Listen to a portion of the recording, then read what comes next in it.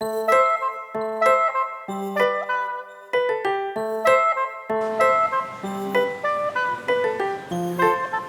événement à Beauval, Mandilo vient de naître. Les naissances de lamantins sont rares en parc zoologique et les caméras sont déjà présentes. Fémor, sa maman, l'a aidé à remonter à la surface pour qu'il prenne ses premières bouffées d'oxygène. Mais maintenant, elle est perturbée par son bébé et voudrait rejoindre son groupe.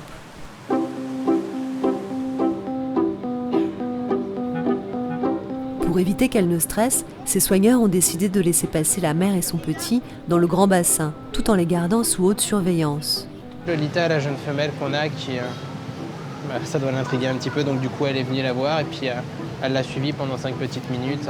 C'est de la curiosité, elle est jeune, elle aime bien jouer, donc ça la distrait un petit peu.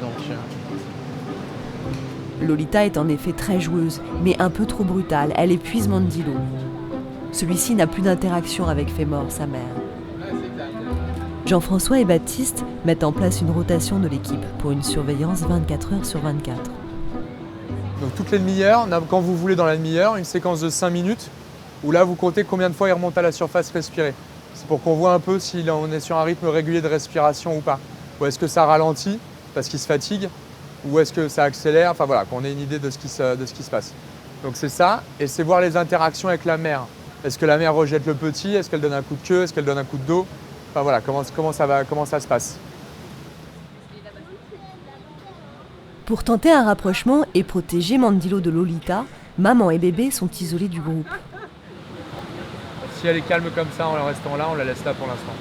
D'accord? Même si elle a la grille, lui il peut passer, il passe la voir, elle s'habitue à voir le bébé. Et puis peut-être qu'elle va se déclencher, hein, je sais jamais.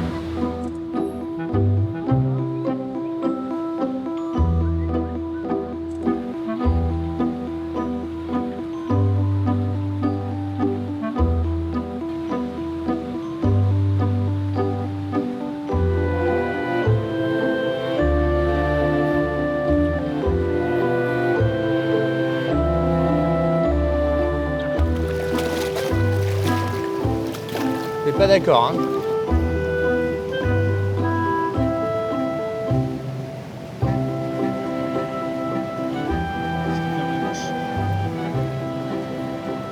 Il a bu 60 là.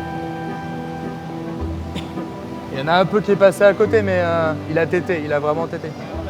Là en fait pour l'instant la maman ne s'occupe pas de son petit. On attend de voir quand même si elle peut pas au fur et à mesure se familiariser avec le bébé et récupérer le bébé. Donc pour l'instant, on ne considère pas encore en fait, qu'elle a complètement rejeté le bébé, mais c'est une femelle qui est inexpérimentée, c'est son premier bébé.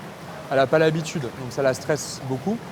Donc voilà, donc pour l'instant, on laisse le bébé avec maman, et pour être sûr que le bébé va bien, on le supplémente. Donc là, on a commencé par des biberons, où en fait, il y a juste du glucose, du sucre en fait, pour que le bébé ait suffisamment d'énergie pour naviguer dans l'eau et pour aller voir sa maman justement.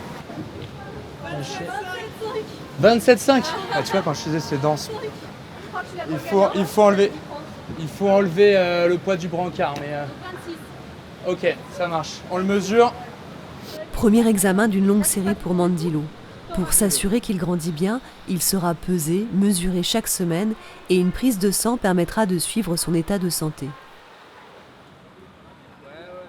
Mandilo boit maintenant 6 biberons de lait par jour. L'équipe se base sur un protocole d'élevage à la main mis en place au niveau européen. Mais il est encore possible que Fémor entre en action. Pour se donner un maximum de chance, Marine pratique un entraînement médical avec Fémor, avec des pommes de terre bouillies en guise de récompense. L'objectif n'est pas simple.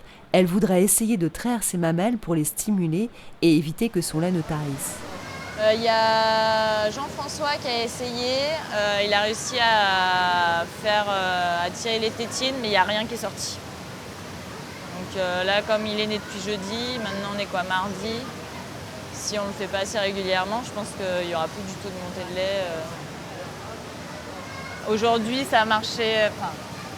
Elle est quand même venue, mais le fait d'être allée chercher son petit dans l'eau juste avant, peut-être que ça la stresse un peu plus, parce qu'autant avant, elle n'avait pas du tout d'interaction avec lui. Autant maintenant, son petit Queen sous l'eau, des fois, il y a certains moments, il n'a pas envie de remonter avec nous. Du coup, il émet des petits bruits et du coup, elle vient, elle regarde. Donc déjà, on dirait qu'elle est plus inquiète en tout cas. Fémor n'est pas disposée à se laisser trop approcher. Mais la bonne nouvelle, c'est son rapprochement avec Mandilo. Elle est venue vers le petit. Le petit, au début, s'est un peu éloigné parce qu'il avait un peu peur. Après, ils ont nagé côte à côte. Après, ils se touchaient. Après, elle se mettait en dessous de lui. Elle l'aidait à remonter à la surface. Et puis, comme des sortes de câlins. Enfin, après, ça durait que quelques secondes.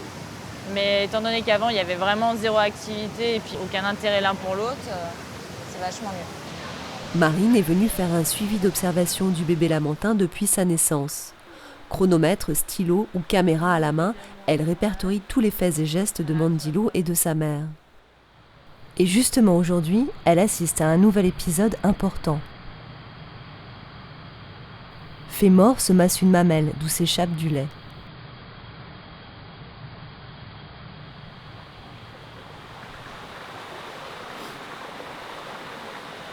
Fémor et Mandilo sont à présent très proches, mais aucune tétée n'a été observée.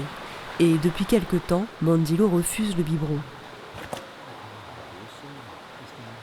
Ça faisait une bonne semaine qu'on le sonde en fait, à chaque repas parce qu'il ne voulait pas prendre le biberon.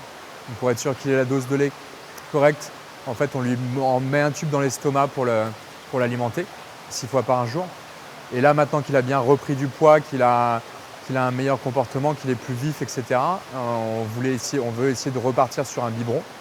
Donc là, en fait, on vient de le sortir de l'eau pour lui proposer un biberon et pour voir s'il accepte.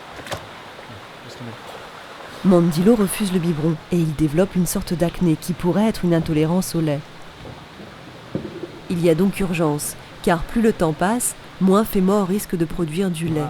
Hop, allez mon titi. Alors mon titi, tu t'énerves? Baptiste utilise donc les grands moyens. C'est bon pour toi? Mandilo ne sera nourri qu'une fois par jour, en espérant que la faim l'attire vers les mamelles de sa mère.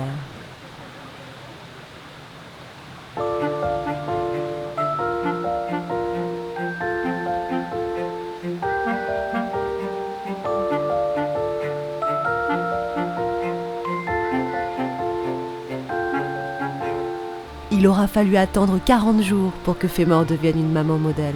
Grâce aux efforts des soigneurs et vétérinaires de Beauval, Mandilo a pu l'attendre. Sa maman et lui ont rejoint leur groupe. Les boutons de Mandilo disparaissent et il grossit désormais à vue d'œil.